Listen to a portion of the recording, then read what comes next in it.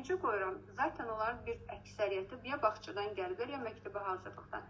Qaydaları onların dillərindən alır. Sonra yavaş-yavaş bir həftə hələ bu qaydanı tətbiq etməyə çalışıram sinifdə.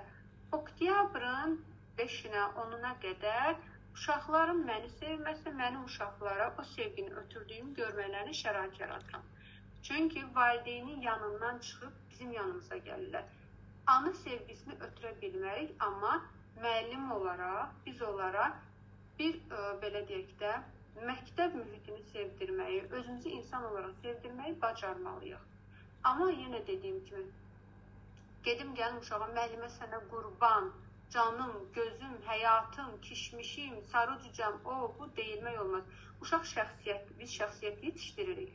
Şəxsiyyəti də şəxsiyyət kimi formalaşdırmalıyıq. Uşaq düşüncəsindən çıxardırıq bir həftə bunu sistemə salırıq, 2-ci, 3-cü, 4-cü həftə artıq fərd olaraq yanaşıb şəxsiyyət kimi yetişdirməyə çalışırıq. Çünki heç bir yerdə böyüyəndə onu xoş gəlmirsən, ömrüm, canım deyib işə qəbul eləməyəcəklər. Qaydanı uşaq harda öyrənir? Məktəbdə. Məsələn, birdən hər dəfə deyirəm ki, mənə sual verəndə kimsə sizdən nə isə tələb edirsə, deyirəm, baxıram, görüm, əlbəttə o vəzifəsini bilirmi? Vəzifəsini bilən adamlar çox şey tələb etmirlər bizdən.